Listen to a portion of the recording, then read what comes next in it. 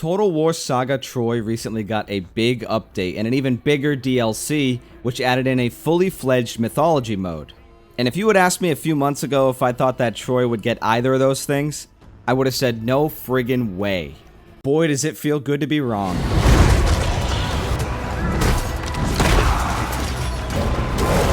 Mythos fixes my biggest gripe with Troy by fully embracing Greek mythology, the #1 way to my Age of Mythology loving heart.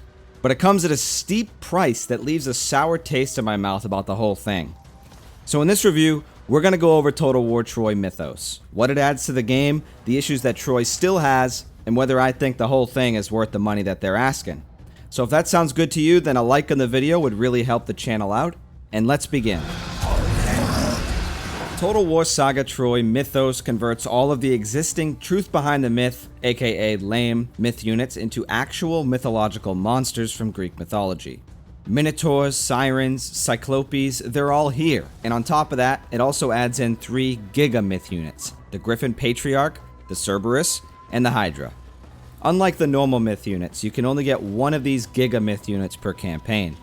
Early on, you'll get the opportunity to send some units on a multi-stage event chain called an expedition, which ends in a quest battle set in one of 3 unique locales.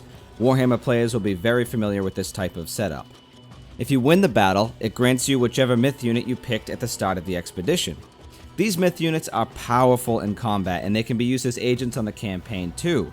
They also come with a selection of unique units with them. So for example, the Hydra Priest can drop this big AoE poison cloud that does huge amounts of damage over time to any units, including your own, that get caught inside of it.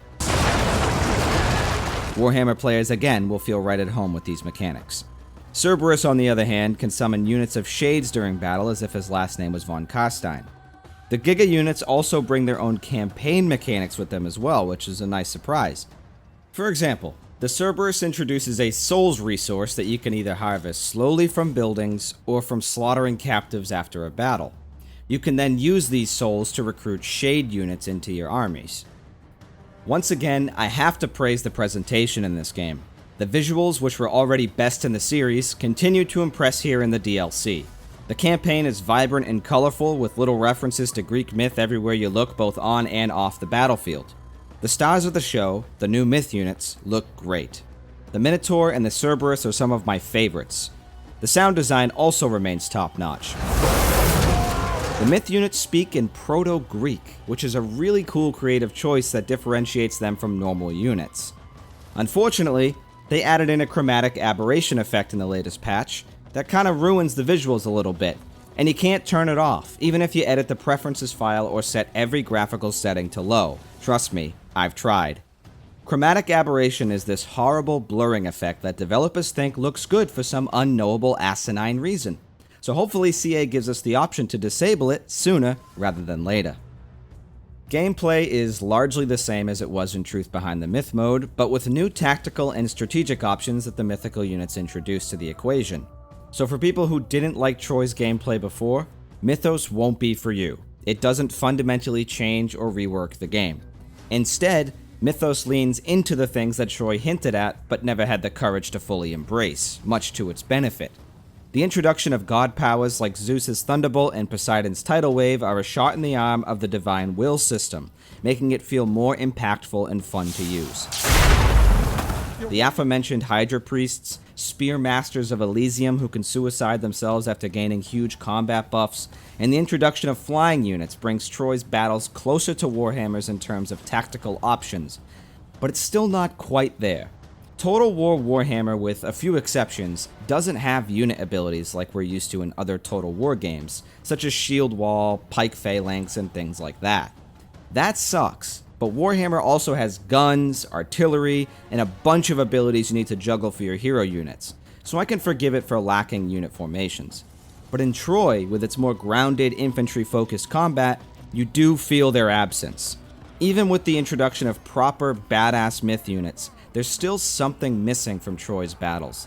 I think that the inclusion of unit formations could have gone a long way towards making these fights a bit more engaging. They took the time to add in the ability for some units to holster shields and become two-handed users, which is awesome, but that's about as close as we get to formations. I mean, tell me these guys aren't begging to be in a shield wall formation. Troy's infantry combat, while fine, doesn't feel or look great, and Mythos does nothing to improve this. It also does nothing to address some of the collision issues that Troy still has. Units left to their own devices will often suicidally chase routing units, even when they're being smashed in the face by enemies sitting right on top of them. It's frustrating, and it adds an unfun microtax to the game that isn't in other modern Total War games. On the plus side, though, it does make cycle charging and pulling units out of combat easier, which is especially noticeable during sieges. So I'm wondering if this is an intentional choice, but either way, I'd rather have the old system than this system. The campaign is another area where I think there's still a ton of untapped potential. The campaign feels like it's just a vessel to get you from one battle to the next. Guys, the campaign is my biggest gripe with Troy now that Mythos is here and fixes my original biggest gripe with Troy.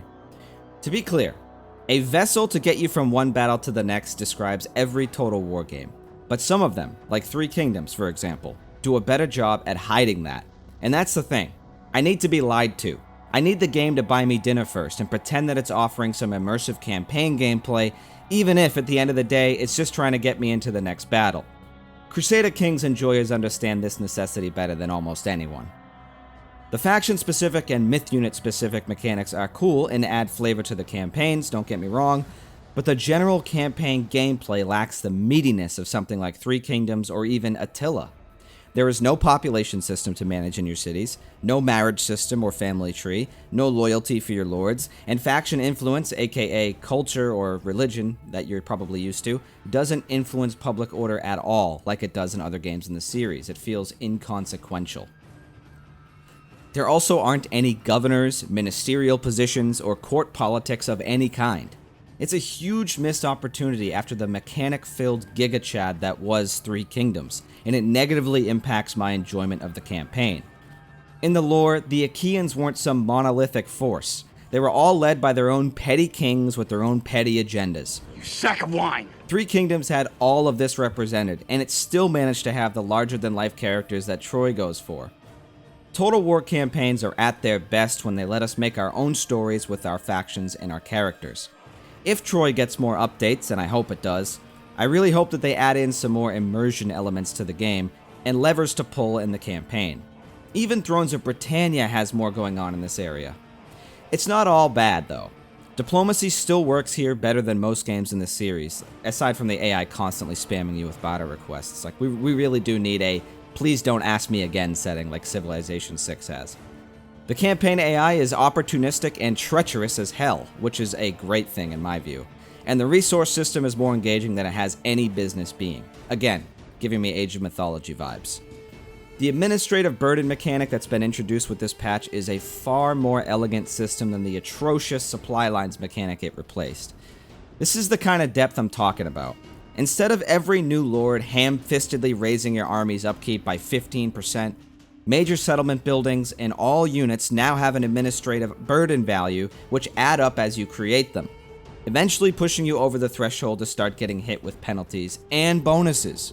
It feels way better to use than supply lines, so let's nuke supply lines from orbit for the rest of the series going forward, please. The game has a huge, detailed map, but surprisingly few playable factions. Only 12 in total compared to 29 for Attila, 36 for Rome 2, and 40 for Warhammer 2.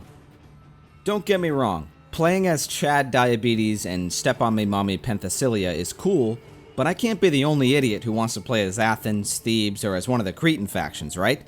Somebody? We really need some neutral factions in this game that aren't aligned with either the Trojans or the Achaeans to provide some of that classic Total War sandbox gameplay. Also, once again, like I said in my original Troy review a few months ago, how are the Sea Peoples still not in this game? I know that the Sea Peoples causing the Bronze Age collapse is pretty much relegated to ancient Egyptian Ramses propaganda at this point, but they're iconic, and I can't think of a cooler endgame crisis idea than them, other than maybe a Dorian, Hittite, or Egyptian invasion. Hell, why not all four? It could turn that endgame Achaean-Trojan slog into an existential fight for survival for both alliance blocks, sort of like Chaos does in Warhammer. I mean, let's not forget, the Trojan War is supposed to take place right before the Bronze Age collapse, or even during it. Performance is fantastic on both my PC and my laptop. Total War has always had performance issues in the series, but they finally got it right here, guys, at least on my machines. I don't have top-of-the-line rigs by any means. My laptop is running a GTX 2060, but battle performance is butter smooth, and turn times, which I am a huge stickler about, clock in at around 15 seconds, even less in the early game. Battle AI is leaps and bounds above Rome 2's, but it's no Hannibal Barca, guys, that's for sure, so don't get your hopes too high, okay? It still struggles with sieges, and I'd rank it slightly better than Warhammer 2's, mostly because of the sieges. I mean, you could still cheese it, but it doesn't just straight up shit the bed like Rome 2's still does 20 patches in. Overall, guys, Troy Mythos is a banger. It turns Troy into what I wanted it to be from the beginning. It's probably the closest we'll ever get to a legit mythology Total War, and if you love Greek mythology and strategy games like I do, then you're gonna like this DLC too. But if you don't enjoy Troy's gameplay already, then save your money, because the DLC doesn't fundamentally change the game.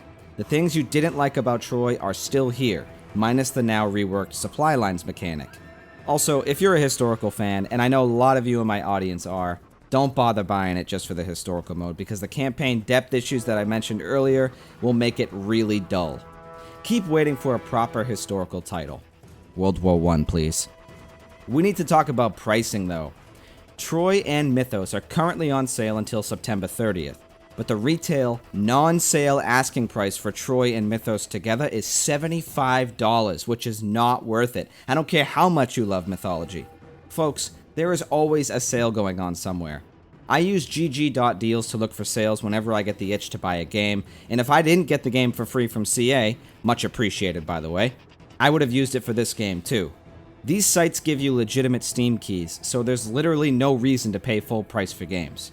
I hate that I have to harp on the price so much, but man, it just leaves a bad taste in my mouth. Why?